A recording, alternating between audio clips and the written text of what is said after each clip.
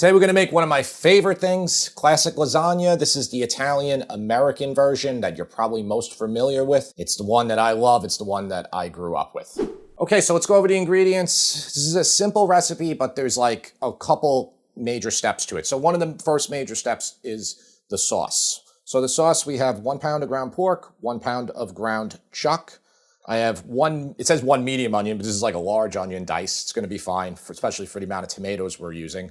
5 cloves of garlic. We'll put some olive oil in there. And I have 3 cans of plum tomatoes, 28-ounce cans of plum tomatoes. This is going to give us enough sauce for all of the lasagna, and we'll have a little bit extra. But make sure you're using at least 3 cans. Nothing precludes you from using a 4th can or making even more sauce. You need a lot of sauce for this. Okay, so that's the sauce component. For the cheese component, one of the cheese components, I have 1 1/4 pound of ricotta cheese.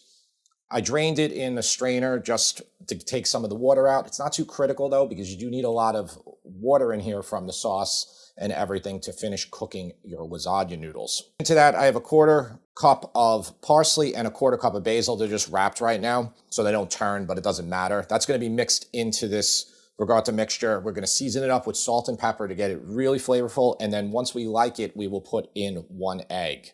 Okay, the egg is kind of a binder. It's going to prevent everything from like really getting super wet and oozing. Though it's not a big deal. You can take that out if you like. You truly can. Other cheese, we have 1 pound of mozzarella. So I have it divided into 3 sections here. I have deli sliced mozzarella. So we're going to use 3 layers. So it's easy if you just do it this way, but nothing says you can't just buy a block of cheese and shred it, or you can slice it yourself. If you're going to slice a block, I would just put it in the freezer for about 30 to 45 minutes. Also have 1 cup or 90 grams of Pecorino Romano. Can you use Parmesan cheese? The answer is yes, but it's better to use Pecorino. All right, so I would definitely do that. Also, I forgot I have 1 teaspoon of crushed red pepper flakes. That'll be for the sauce, olive oil for the sauce, and then for the lasagna, I love to use the Checo brand. They actually tell you on the box how to make this without parboiling them. I've done it that way. It's still better if you parboil them, so that's how I'm going to show you to do it today. It's really not a big deal. They give you about 22 sheets in here. You need 18 to do 3 layers. So you have a few extra. You can make like a little lasagna for 1 person, or you can use, like say you break a couple, then you can use the perfect ones, though it doesn't really matter. Everything's just going into the dish. That's pretty much it. Let's make the sauce right now. Okay, so I have a 5-quart brazier here. This is just gonna fit our sauce, but a 6-quart or an 8-quart would be even better. I'm just doing this so you can see in here, all right? A lot of things I do on this channel are, so I can demonstrate them the best. That all being said, it will fit. I'm heating this up to about medium heat. I'm gonna put in a little bit of olive oil now. We'll probably add in more after. And let's just let this get nice and hot, and then we will just lightly brown our beef and pork. All right, so that's hot. Again, this is 1 pound of ground pork and 1 pound of ground chuck. Just break it up a little bit, spread it out here so we get some even contact on the bottom of our pot. And I'm just gonna put that over there to prevent splattering. You might be asking, Jim, my grandmother, my Nona always used sausage in her lasagna. Well, use sausage then. That's what I would do. You can use all sausage if you like. You can use half beef, half Italian sausage. You can use any meat you like here. You really can. I like the balance of the beef and the pork here. My favorite way to do it is with the meatballs. Take big meatballs, break them up into pieces, or if you have a lot time on your hands, make about 150 little meatballs, and then you put them on each layer. The way we're making it here today is the way that most people in the United States will think of what lasagna is. Yeah, that's true. That's been about 3 or 4 minutes. Turn it over a little bit. All right, try to get the other side as best you can. And give that another 3 or 4 minutes. Then you can just come in here with your meat masher or just use the wooden spoon and then just break up the meat.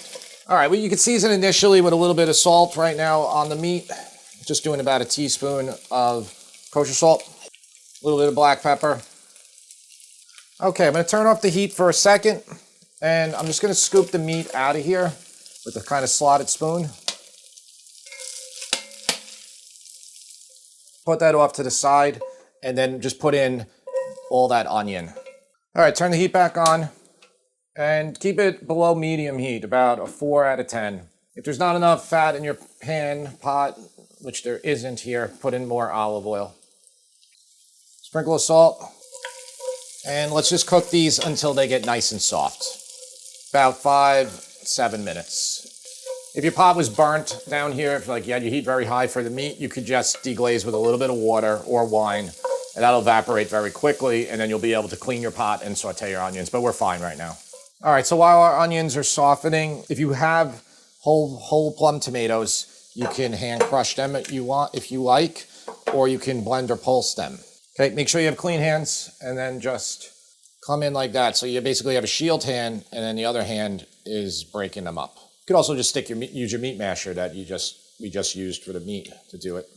But there's something very therapeutic about doing it this way.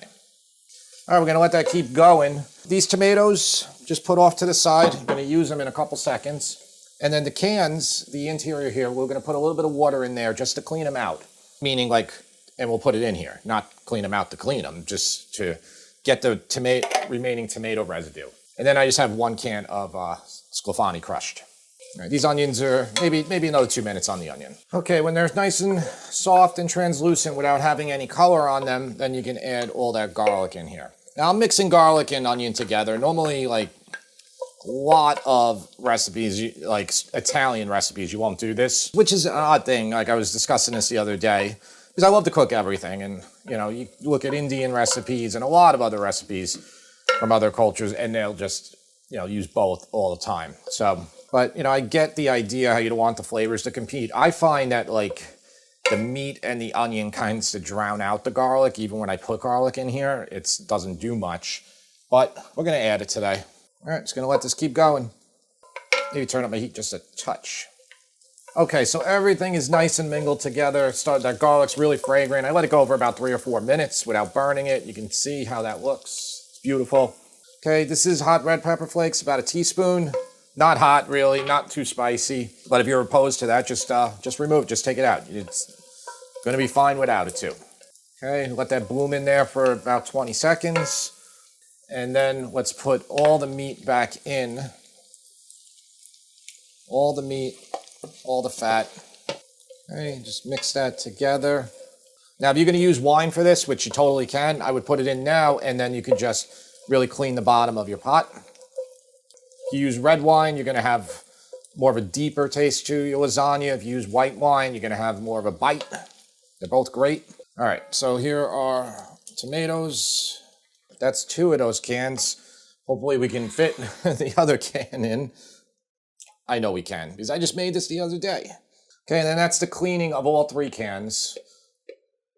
Add that in too. And we are pushing the limit, but it'll be fine. All right, let's bring this up to a simmer.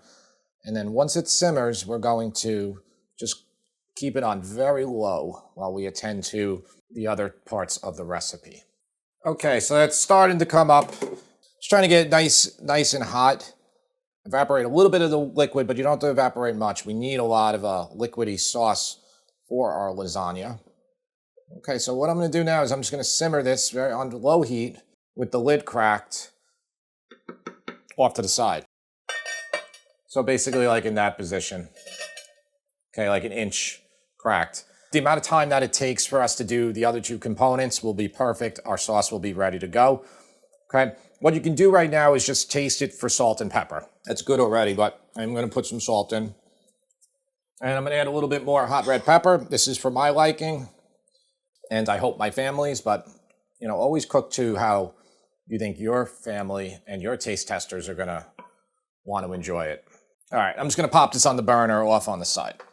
Okay, bring a pot of water to boil, salted water for pasta. We're going to parboil those lasagna noodles, those lasagna sheets. 1 1/4 pound of ricotta cheese. You can use more if you like. You'll have a thicker layer. We need 2 layers of it for a 9x13 baking dish. So 1 1/4 pound is pretty much good enough. And if it's not, we'll just mix in a little bit more. That's all you have to do. Okay, lots of parsley. I said 1/4 cup, that's more than a 1/4 cup. It's going to be fine. And I say a 1/4 cup of basil, that's probably less than a 1/4 cup. But it's going to be fine. Okay, I'm going to put a little bit of salt in initially to start. And let's mix this up. Use a bigger bowl if you have one handy. I should have. Just get it well incorporated. Let's make sure that it tastes good before we mix our egg in. I'm gonna put more salt in. I'm gonna put some pepper. You don't have to put pepper, but I'm going to. You can even put in some garlic powder if you like. Mix this all in again, taste it again, get it perfect. Once you have it perfect, then mix your egg in. Okay, it's 1 egg. Okay, it's not too critical for a recipe like this that you put the egg in. It's much more, for say, when you're doing stuffed shells, so it doesn't all ooze out of the shells. Just mix it back up. It's not gonna be yellow, it's gonna turn back white. But we mix the egg in before we taste it, so we can taste it without eating a raw egg. That's good. All right, let's put this off to the side and parboil those sheets. Okay, my water is almost boiling. And, you know, just for this brand, 4 minutes is all you have to boil them for to really parboil them. Probably would have to cook them like 12 minutes or more to fully cook them. There's 22 sheets in here. So we're gonna do half of them at a time. If you put them all in the pot, 8-quart pot, it's gonna be a little too tight. You only need to boil them for 4 minutes, so it's an 8-minute process. This is coming up, and I have a water bowl right next to me here. I'm gonna put ice in there. All we're gonna do is, after they come out, we're gonna shock them, put them on clean kitchen towels or parchment paper. Okay, just like a 1%, 1.25% salinity. You can calculate that based off the salt you use, but for diamond crystal, about 2 tablespoons to 2 to 3 tablespoons. Not a half a cup, okay? Which I've seen some people say, like, I'm like, yikes, not the Dead Sea, you know? Did you put oil in it? You could put a drop of oil in here. I never do it for anything. They say it doesn't do anything like chemistry-wise, but for this, we don't want it to stick. A drop is not gonna hurt. Okay, and now you just watch me drop in lasagna. Tara, can you set the timer for 4 minutes? Already done. Thank you. All right, so I'm just moving them around a little bit so they don't stick. My water doesn't need to be boiling that aggressively. Okay, so use tongs or like a pasta spider, something that you can just grab them easily with, which they kind of tend to slip. Okay, so just like this, and then right away they're cold. Then just lay them, and they will try to stick, like this one tried to stick right away. Yeah, see, like I broke that one, okay? That one will be for later, okay? And you can separate them almost immediately. Okay, and I just take another sheet right on top, okay, like that, like this. Okay, and then we're just gonna repeat for the other batch, simple as that. Here are the sheets, okay, they're all perfectly set up with parchment paper layers.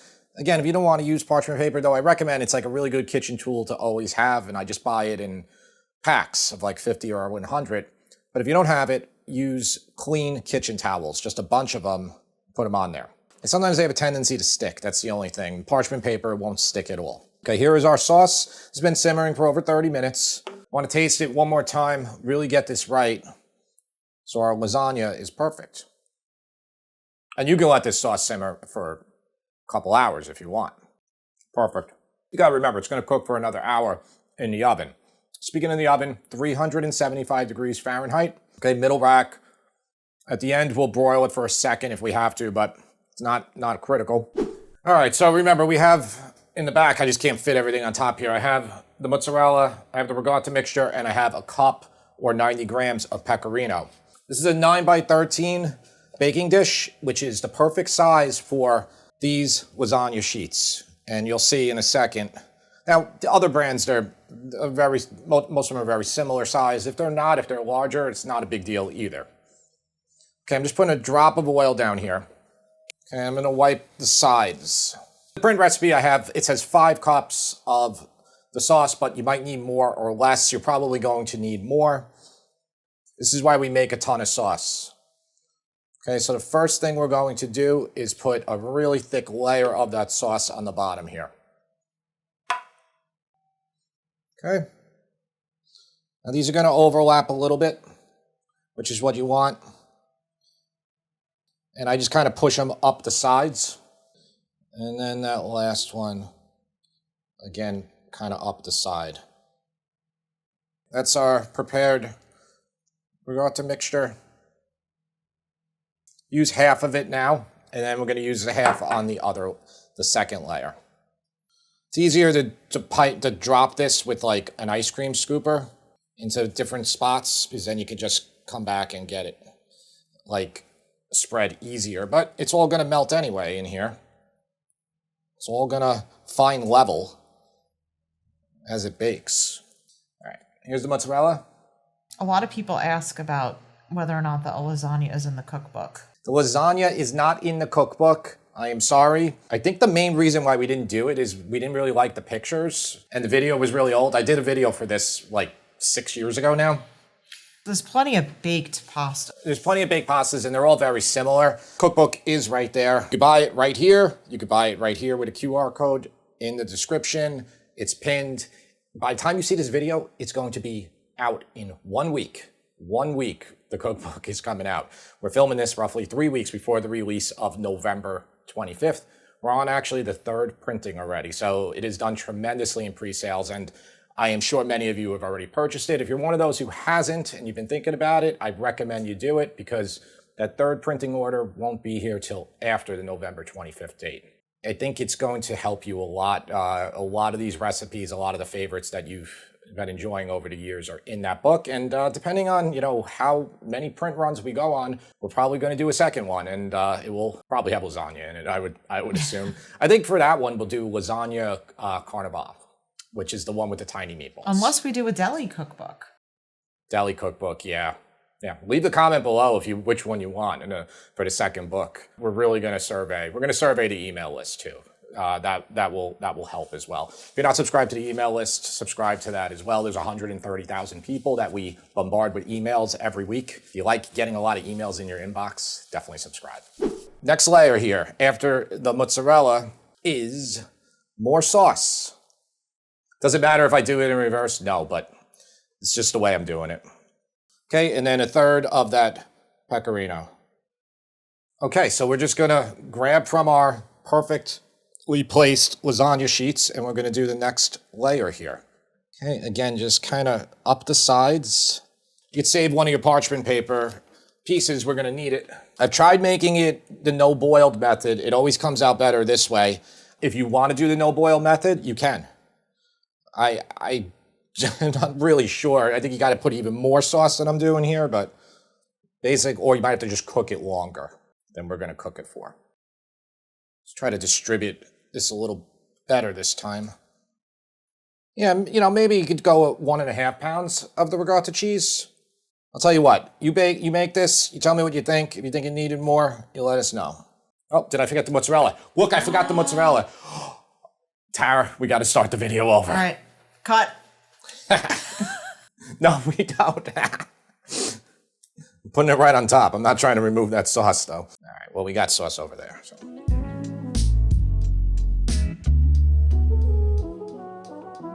Okay, final layer. Now, what's nice about the final layer is you're right at the top of the baking dish, which is what you want, so you get all the crispiness on the outside here. And if you want even more crispiness, I can tell you, after you cut it, you can throw individuals back in the oven with the broiler, and you can just cover the top part with foil because that'll already be cooked and it'll hit up the sides. Or you could do these in individual servings. Okay, and then the top layer, you're not using the ricotta, you're just using sauce, mozzarella, and pecorino. Kind of wet down those edges a little bit. I'll put the pecorino first, and then the mozzarella. I like on the top not to cover it completely with the mozzarella. Like leave some gaps. If you don't use the whole pound, it's okay. That's all the sauce is left. Not much. Not much. And then that is what we're left with. We're left with 5 pieces. So there was 23 in the box. Okay, so our oven is set to 375. Put a piece of parchment paper here on top. Don't just put foil because the foil's all going to stick then to your cheese. This will stop that from happening. And also, it goes without saying that you should have a baking sheet under your baking dish because things will all leak out and it'll ruin your oven. Not ruin it, it'll just make it hard for you to clean your oven. Okay, it doesn't matter which side the foil faces. Okay, we're going to lock in this in. 45 minutes, like this, and then we're gonna remove it, and then we're gonna let it keep cooking for another 20 minutes roughly. Oh, and then the last minute you can broil it if you like, but watch carefully. You don't want to burn it, but it does look good when it's nice and crispy. That's been 45 minutes. I can hear it leaking out. That's why you really want to use one of these baking sheets underneath. Okay, still got a little sticking with my parchment paper, which is unusual, probably because it was wet. Normally it never sticks with parchment paper, but it would have stuck more with foil. All right, so now that's 45 minutes. You can see that did a lot of the cooking of the pasta. Now we want to let it brown on top and absorb like some of the moisture, but it's looking good. Back to the oven for another 20 to 25 minutes. And the last minute or so, if it's not brown enough on top, I love to broil it. You just have to watch carefully, but I love to hit up these crispy edges. Okay, put that right back in. All right, so this has been 45 minutes covered, 22 minutes uncovered, and then broiled for 45 seconds. It really didn't even need it. Now, if you want it even more so, you can, but I will tell you, you gotta be careful. So you can I would leave your door open on the broiler, like on your oven, and then just have a glove and then just rotate it to the spots that you want to hit up. But we got nice crispy edges here. The biggest thing now, the hardest thing to do is to wait. If you dig in right now to this or any baked pasta, especially lasagna, it's going to be loose, it's going to fall apart. You're not going to be able to get a nice slice. So give it 30 minutes minimum, but I'm telling you, even if you let it sit for an hour or more, it's better. And it'll stay hot in this baking dish. It'll stay warm. That's what you want to do. So we're going to wait for the taste tester, and I know he's counting down the minutes because he really wants to try it, but patience is necessary. Just so you know, this has been resting for over an hour, which is the way to do it so you will be able to get a nice slice. So I'm able to come in here and pull a perfect slice for him that won't fall apart right away. You can still see the steam coming from it. It's probably been an hour and a half sitting there without, not even covered. So good. It's really good. It's better than last time. It's better than last time? Yeah. I let it sit. Here, the crunch. That's my favorite part. Yeah. I like to take out individual slices and let them, you can even do this when it's cold, and then you put it in a broiler. It's perfect. I'm curious to hear how this stacks up against the lasagna soup. It's definitely way better. So yeah. I had to redeem myself because you gave that lasagna soup a 6. Lasagna soup's good, but not good compared to lasagna. It's like this, but watered down. That's what I said in the video. I still ate all of it though. Yeah, you ate it all on camera. Yeah. While giving it a 6. Some people might rate things differently than me, but a 5 is mediocre. Anything below that is bad. A 6 is still good. It's just not anywhere near really good. Just so you know, I always step away because we have 2 mics on, so they'll compete. They'll pull audio. So this is all on one track. Just so you know, I'm not always just hiding in the corner over here with him eating. Please, give me a good rating. Even though I really like lasagna, it's still not one of my favorite things, and I know it probably is a lot of people's favorite thing. So a lot of people might be like, this should definitely be a 10, but I'm going to give it a 9 just because it's not my favorite thing in the world, but it's still really good. This one isn't in the cookbook. We do have baked ziti. We have a baked sausage pasta. We have stuffed shells. Baked ziti's a better version of lasagna, in my opinion. Some people might disagree with me on that, though. So I'm thinking about starting my own YouTube channel, and it would be I cook all of the recipes in the cookbook. It's a fabulous idea. There's this channel named Anti-Chef. The guy is it's a long running channel. He started a channel before I did. He has been making Julia Child recipes the whole time, and I think now he's also does other chefs stuff too. So it's been done before, James, but I do think your idea is still really good. Yeah, but if I do start doing it, we'll be sure to let you know. All right, well, there you go. Another clean plate. Thank you, James. You got to go work out now after eating all that. Yeah. We will see you next time.